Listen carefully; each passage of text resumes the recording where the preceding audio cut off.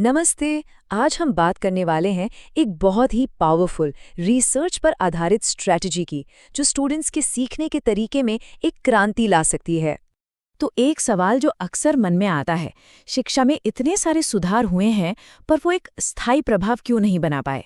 दशकों से स्कूल के स्ट्रक्चर को बदलने से लेकर नई नई टेक्नोलॉजी लाने तक कितनी ही कोशिशें हुई हैं, लेकिन नतीजों में कोई बहुत बड़ा बदलाव नहीं दिखा।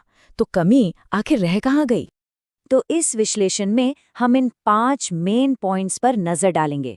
सबसे पहले हम समझेंगे कि असल में चुनौती क्या है। फिर एक दमदार प्रूवन सॉल्यूशन की बात करेंगे, उसकी 5 कोर स्ट्रैटेजीज को जानेंगे।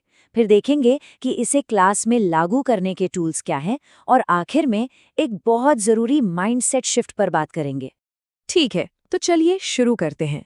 सबसे पहली और सबसे बड़ी चुनौती स्टूडेंट्स की अचीवमेंट को लगातार बढ़ाना, और ये सुनने में जितना सीधा लगता है, हकीकत में उससे कहीं ज्यादा मुश्किल है। देखिए, ज़्यादातर सुधार इसलिए फेल हो गए क्योंकि वो उन चीज़ों पर फोकस कर रहे थे जो बाहरी थीं, और उस एक चीज़ को नज़रअंदाज कर गए जो सबसे ज़्यादा मायने रखती है, यानी क्लासरूम के ठीक अंदर क्या हो रहा है। और वो सबसे ज़रूरी चीज़ है टीचर की क्वालिटी। ये डेटा देखिए, ये सच में चौंकाने वाला है।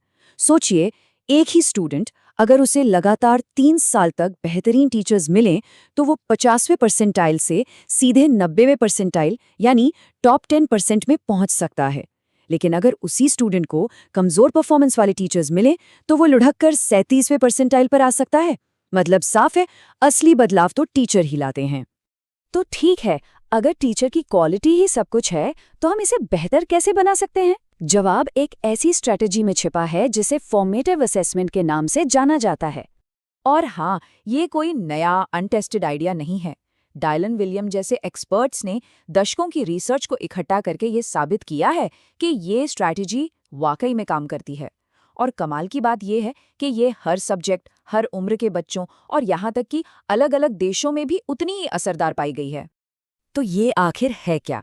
बिल्कुल आसान भाषा में समझें तो ये एक प्रोसेस है जहां टीचर्स और स्टूडेंट्स दोनों मिलकर सीखने के सबूत यानी एविडेंस इकट्ठा करते हैं, ताकि ये फैसला लिया जा सके कि अगला कदम क्या होना चाहिए।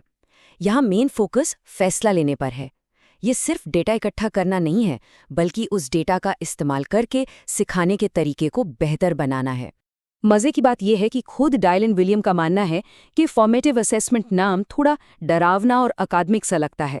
उन्होंने ही सजेस्ट किया कि इसे रिस्पॉन्सिव टीचिंग कहना कहीं बेहतर है, और ये नाम इसके असली मतलब को बहुत अच्छे से पकड़ता है।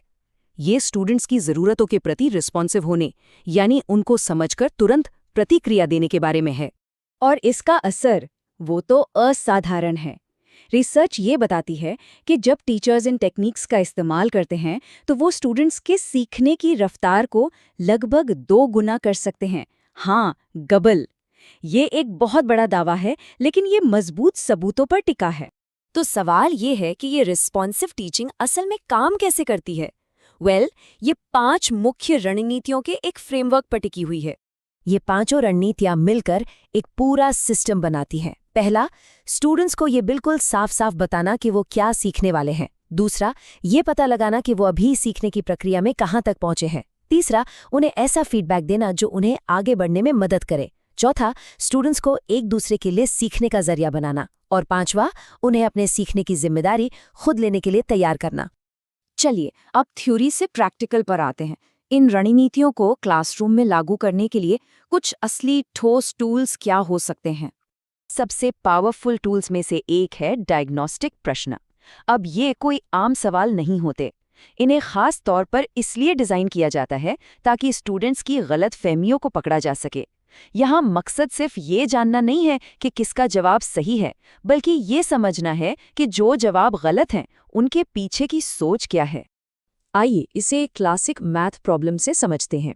यहाँ एक सीधी लाइन है जिस पर एक एंगल 65 डिग्री का है और हमें x की वैल्यू पता करनी है।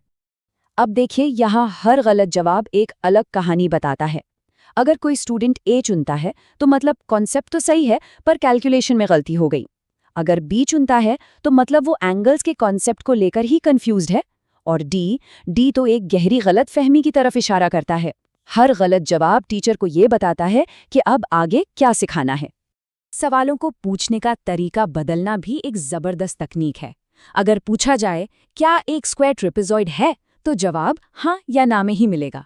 लेकिन अगर सवाल को बदलकर पूछा जाए एक स्क्वायर ट्रेपेजॉइड क्यों है, तो ये स्टूडेंट को मजबूर कर देता है कि वो अपनी समझ को समझाए, जिससे टीचर को बहुत गहरी जानकारी मिलती है। और क्लास के सभी स्टूडेंट्स से एक साथ जानकारी इकट्ठा करने के लिए ये सिंपल लो टेक तरीके बहुत काम आते हैं, जैसे थिंकिंग थम्स, जिससे हाँ या ना का तुरंत पता चल जाता है, या फिर ABCD कार्ड्स, जो मल्टीपल चॉइस सवालों के लिए बेहतरीन है। मिनी व्हाइट बोर्ड्स पर बच्चे अपने जवाब लिखकर दिखा सकते हैं, और एग्जिट पास, जिस पर क्लास खत्म होने से पहले एक सवाल का जवाब लिखकर देना होता है। आखिर में एक बात समझना बहुत जरूरी है, ये अप्रोच सिर्फ कुछ टेक्निक्स के बारे में नहीं है, बल्कि ये सोच में, माइंडसेट में एक बहुत बड़े बदलाव के बारे में है। डायलन विलियम्स का ये कोट बहुत कुछ कहता है। पारंपरिक मॉडल में क्या होता है, हम सिखाते हैं, फिर टेस्ट लेते हैं और फिर ग्रेड्स देते हैं। लेकिन ग्रेडिंग अक्सर बहुत देर से की जाती है।